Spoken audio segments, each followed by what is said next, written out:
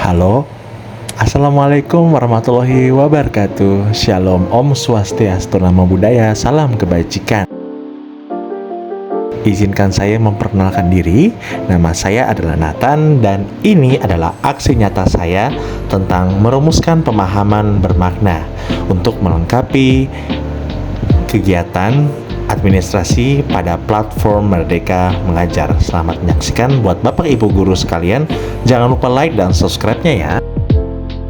Baik, Bapak Ibu guru, kita masuk pada table of content.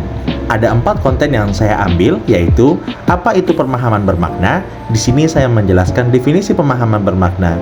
Yang kedua, langkah perumusan. Di sini ada 8 langkah untuk merumuskan pemahaman bermakna. Yang ketiga, dokumentasi kegiatan. Dan yang keempat, cerita reflektif yang saya rasakan dan umpan balik dari siswa.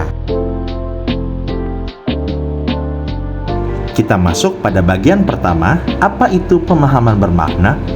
Pemahaman bermakna adalah informasi tentang manfaat yang akan peserta didik peroleh setelah mengikuti proses pembelajaran.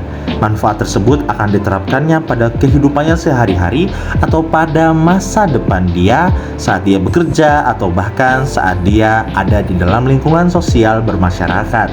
Untuk itu, pemahaman bermakna sangat penting menumbuhkan minat belajar dari para peserta didik. Baik, kita masuk ke yang kedua. Ada 8 langkah untuk menetapkan pemahaman bermakna Bapak Ibu guru sekalian. Yang pertama, menyesuaikan tujuan pembelajaran, menganalisis kebutuhan belajar, menentukan strategi dan metode pembelajaran, memilih dan menetapkan perangkat ajar, menyampaikan dan menyepakati target belajar, melaksanakan pembelajaran dan melakukan asesmen, melakukan refleksi dan melakukan asesmen.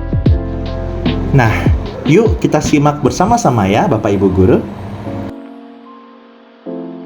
Kita masuk di langkah pertama. Langkah pertama yang akan kita lakukan adalah menyesuaikan tujuan pembelajaran kita dengan pemahaman bermakna yang Bapak Ibu ingin buat.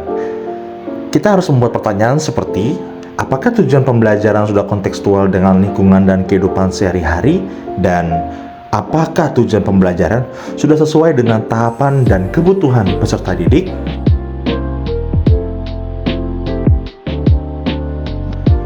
Setelah itu, Bapak Ibu perlu menganalisis kebutuhan belajar. Kebutuhan belajar ini ada 5 faktor, yaitu kesiapan peserta didik, sumber daya yang digunakan selama pembelajaran, orang yang terlibat, komunikasi yang dibangun, koordinasi yang dilakukan oleh peserta didik. Nah, setelah itu Bapak Ibu bisa mempertimbangkan kebutuhan dari belajar siswa.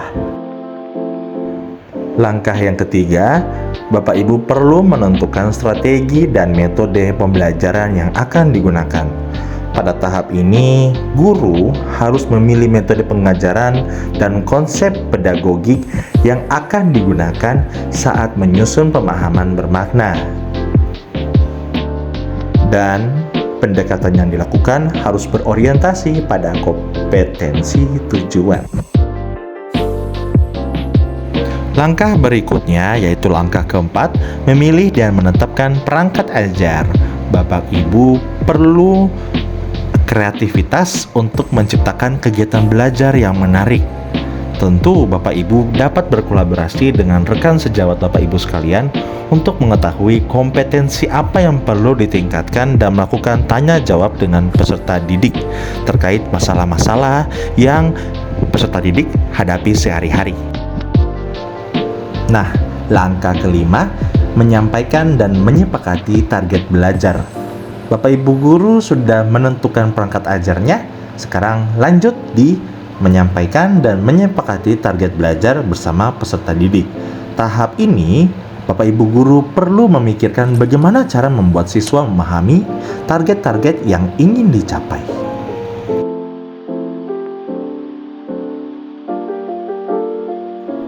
Nah, pada langkah ke-6, Bapak Ibu guru perlu melakukan pembelajaran untuk memonitor kemajuan belajar peserta didik. Caranya dengan memberikan umpan balik secara intensif untuk melatih keterampilan refleksi siswa. Dengan refleksi tersebut, Bapak Ibu guru bisa belajar dan mengetahui apakah pemahaman bermakna telah disampaikan dengan baik atau tidak. Nah, setelah melakukan pembelajaran yang tadi, setelah itu Bapak Ibu bisa melakukan refleksi untuk meningkatkan kualitas pembelajaran di masa yang akan datang. Adapun proses ini harus dilakukan dengan mengevaluasi umpan balik dari peserta didik atau bisa juga dengan rekan sejawat Bapak Ibu guru sekalian.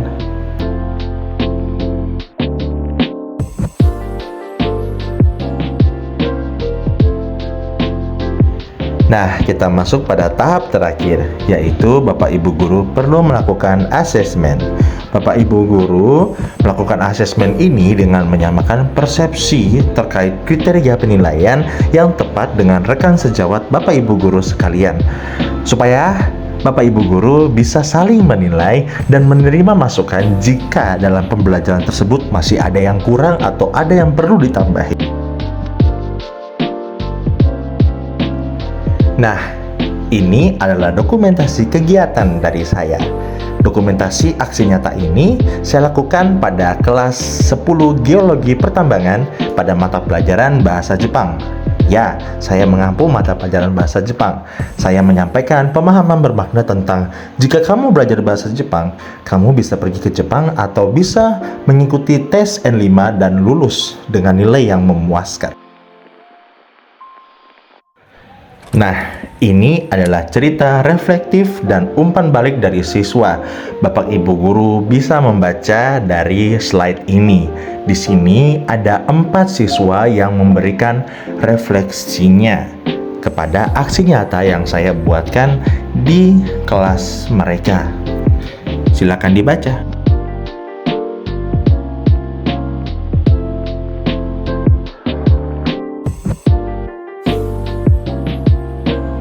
Nah, kita sampai pada penghujung. Terima kasih. Semoga dengan aksi nyata ini Bapak Ibu guru bisa membuat pemahaman bermakna dengan baik. Tetap semangat ya. Saya Nathan pamit undur diri dulu. Wassalamualaikum warahmatullahi wabarakatuh. Shalom dan salam sejahtera buat kita semua. Salam sukses Bapak Ibu guru hebat, merdeka mengajar.